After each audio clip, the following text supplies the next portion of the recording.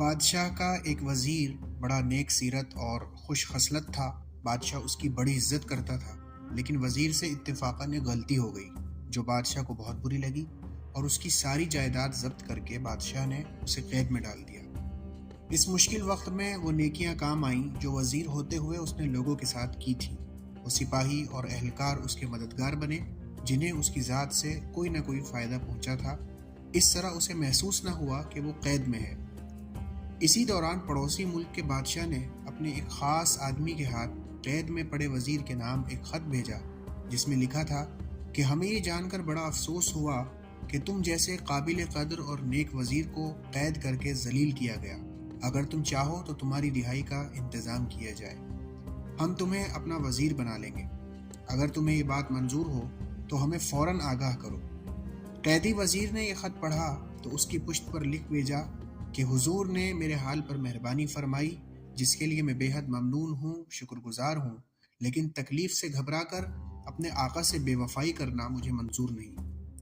اتفاق سے ایک شخص کو جو قیدی وزیر سے عداوت رکھتا تھا، پڑوسی بادشاہ کے قاصد کے آنے کا حال معلوم ہو گیا۔ اس نے فوراً بادشاہ کو اطلاع دی کہ قیدی وزیر فلاں بادشاہ سے مل کر حضور کے خلاف سازش کر رہا ہے۔ بادشاہ نے سپاہی بھیج کر اس قاصد کو، جو وزیر کا جواب لے کر جا رہا تھا، گرفتار کروا لیا۔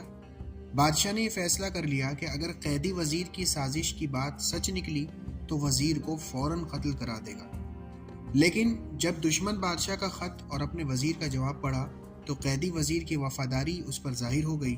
اس نے فوراً وزیر کو آزاد کر دیا اور خلعت و نعمت دے کر معذرت طلب کی کہ بلا خطا اسے ایذا دی گئی، قید میں رکھا گیا۔ اور وفادار وزیر نے اس کے جواب میں کہا کہ بادشاہ سلامت، اس کام میں آپ کی کوئی خطا نہیں، تقدیر میں یہی لکھا ہوا تھا۔ یہ وزیر چونکہ دانا اور ہوشیار بھی تھا، اس کا ایک قصہ اس کی دانائی کا، اس کی ہوشیاری کا بھی مشہور ہے کہ ایک بار بادشاہ سلامت بیٹھے ہوئے اپنے وزراء کے ساتھ بات چیت کر رہے تھے۔ بادشاہ نے ایک تجویز پیش کی تو وزیر نے اس کی تائید کی۔ دوسرے وزیروں نے اس سے کہا کہ عجیب بات ہے کہ تم نے بادشاہ کی معمولی سی بات کو اتنی اہمیت دی، حالانکہ اس تجویز میں غیر معمولی کوئی بات بھی نہیں تھی، جبکہ مقابلے میں ہماری بتائی ہوئی تدبیروں سے بادشاہ کی تدبیر بالکل وزنی نہیں تھی۔ ہمیں حیرت ہے کہ تم نے ایسا کیوں کیا؟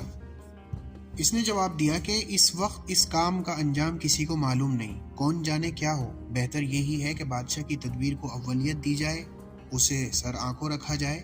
اس سے ایک فائدہ تو یہ ہوگا کہ اگر بادشاہ کی تدبیر کارگر نہیں ہوئی تو ناکامی کی ذمہ داری خود بادشاہ پر ہوگی۔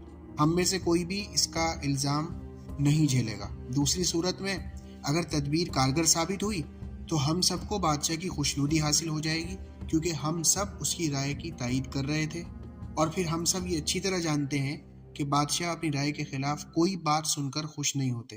بادشاہوں کی رائے کے خلاف کچھ کہنا اپنے خون سے ہاتھ رنگنا ہے۔